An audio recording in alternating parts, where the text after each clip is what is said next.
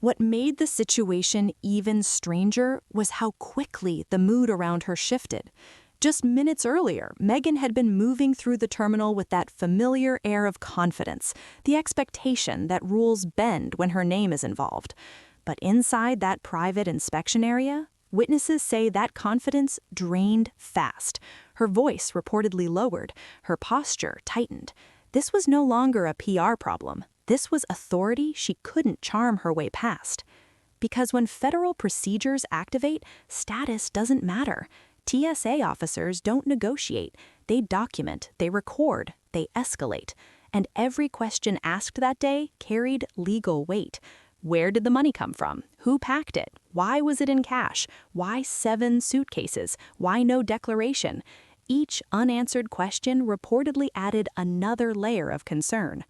What's chilling is that this wasn't treated as confusion. It was treated as a potential pattern. Sources say officers referenced prior travel logs, previous screenings, earlier flags that hadn't risen to this level but were now being re-examined in a new light. And once that happens, the past stops being buried. It gets pulled forward. Her team allegedly tried to reframe it as business-related funds, payments, investments, emergency liquidity. But none of those explanations hold up when millions are moved physically instead of electronically. Legitimate business doesn't operate this way. High-value individuals don't risk border violations when safer, legal options exist. And that's when the real tension reportedly began, because the questions stopped being about travel and started being about intent, and intent is where mistakes become charges. What's rarely discussed publicly is how quickly information spreads inside federal systems. One incident at an international airport doesn't stay isolated. It gets logged, shared, flagged, forwarded. Customs, Treasury, Homeland Security. Once a name enters that ecosystem, it doesn't disappear easily. And according to people familiar with the process, Meghan left LAX that day knowing something had shifted, knowing this wasn't just an inconvenience or an embarrassing rumor that could be buried, knowing that somewhere footage existed, paperwork existed, reports existed, and none of it was in her control. That's the part that makes this moment different from every other controversy she's faced.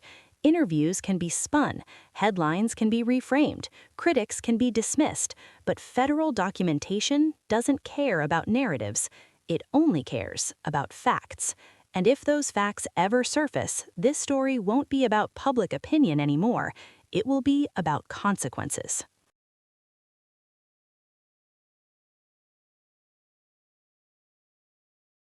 By the time whispers of the incident started circulating online, the story had already taken on a life of its own.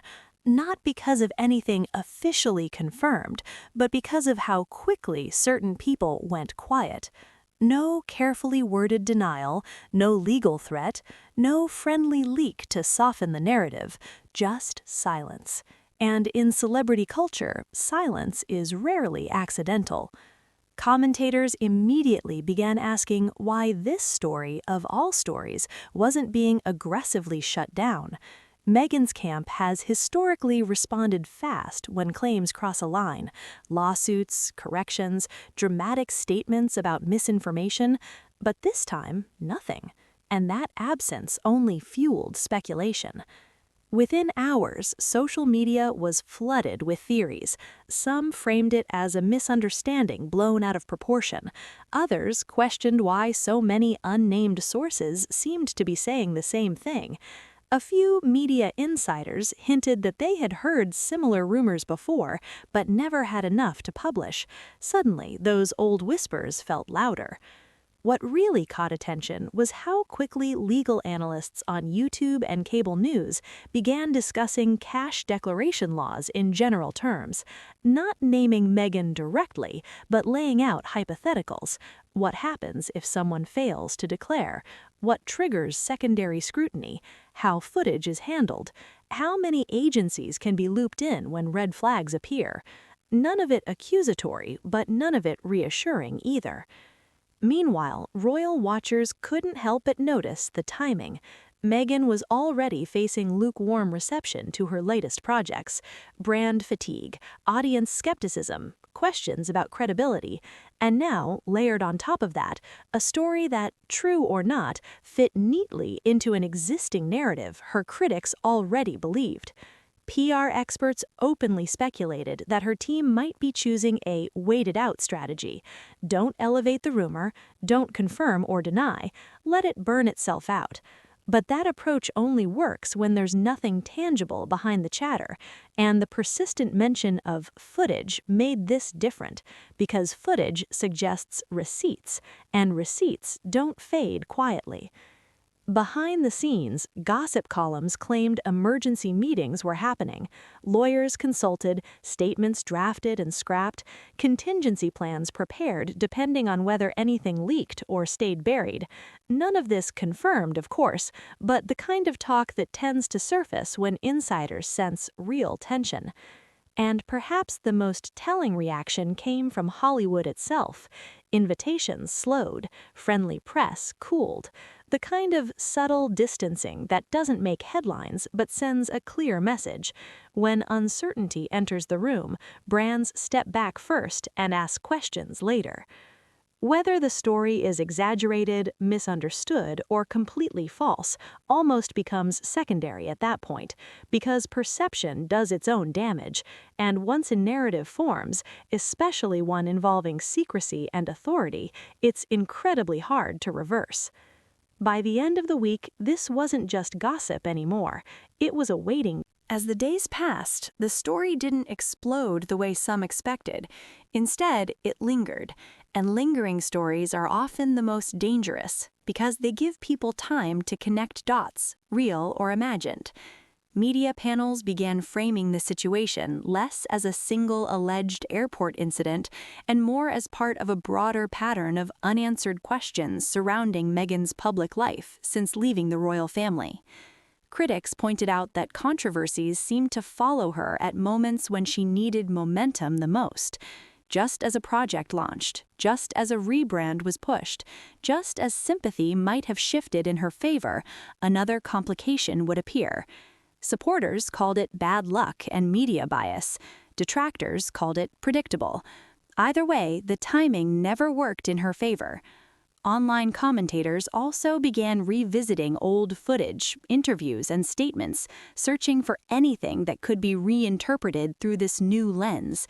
Innocent remarks about privacy, security, or travel safety were suddenly framed as ironic or suspicious. Again, nothing definitive, just the internet doing what it always does when it senses vulnerability. What made this situation particularly uncomfortable was how much of it relied on institutions rather than tabloids. The repeated references to federal procedures, internal reviews, and standard protocols gave the story a seriousness gossip rarely carries. Even people skeptical of celebrity rumors admitted that government systems don't usually become part of viral narratives unless something unusual triggers them. Royal commentators seized on that angle immediately. They framed the situation as exactly what palace insiders had supposedly feared years earlier, that Meghan's approach to money, influence, and visibility didn't align with traditional expectations of transparency. Whether fair or not, that interpretation resonated with audiences already divided on her role in the monarchy's collapse. At the same time, her defenders argued that she was being unfairly targeted precisely because of her fame, that any ordinary traveler would never generate this level of scrutiny, that anonymous sources and alleged footage are the oldest tricks in the media playbook, and they weren't wrong to question that. Rumors have ruined reputations before without ever crossing into truth. Still, one uncomfortable fact remained. No clear counter-narrative had emerged, no friendly exclusive, no calm clarification, no authoritative voice saying, "Here's what really happened." In celebrity crises, that vacuum often speaks louder than statements. Industry insiders quietly noted how carefully Meghan's public appearances were being managed during this period. No spontaneous moments, no off-script interviews. Everything controlled, polished, deliberate. That could be coincidence, or it could be caution. And then there was the question no one could answer: what happens next? If nothing surfaces, the story slowly fades, joining the long list of online controversies that burn hot and disappear. But if anything tangible emerges, a document, a clip, an official comment, the narrative instantly shifts from gossip to reckoning. Until then, Meghan exists in a strange limbo, not accused, not cleared, just surrounded by a cloud of speculation that refuses to settle.